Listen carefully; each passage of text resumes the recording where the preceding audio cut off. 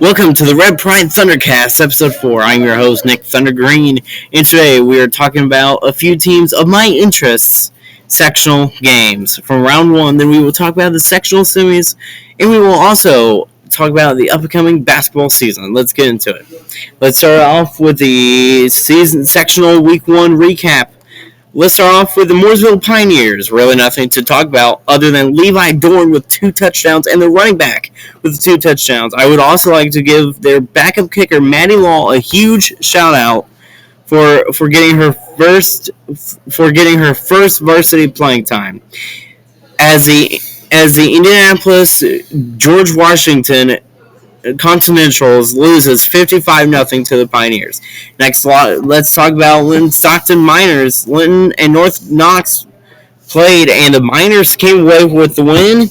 Next, we had the Evansville Memorial Tigers, the school where my good friend Luke Dockery goes. Evansville Memorial beats the winless Bears 38-8. Luke Dockery had himself a night as well. He had 3 catches for 35 yards and a touchdown. Lastly, we have the Hendricks County schools, Danville, Tri-West, and Cascade. Cascade beat South Vermilion 41-20 as Tri-West gets massive payback and sends Danville home 42-7. And now let's talk about the sectional semis. We are previewing the sectional semis. Before we start, I would like to welcome back to the podcast Ben Wiederholt. So Ben, are you ready to talk about this week's featured games? Right. So the first game we'll be talking about is Plainfield at Lafayette Harrison. Plainfield beat them 15-14 in a close game, obviously in the regular season, week 2. I was sick during that game. So Ben, what is your game prediction for that one? Well, saying as Plainfield got the win earlier, maybe I'm a little biased, but I'm saying Plainfield wins. Let's go 23-20. I think it's going to be close. Yeah. Our second featured game was Whiteland and Terre Haute North.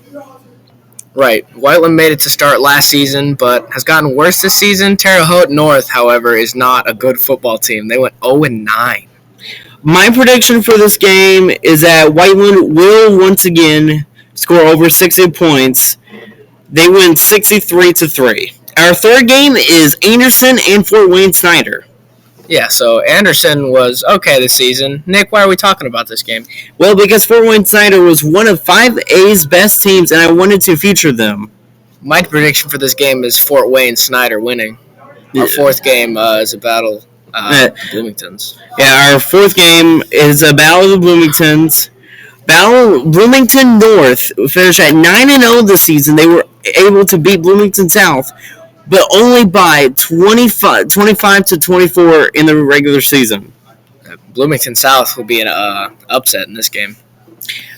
Our final game was Decatur and McCutcheon.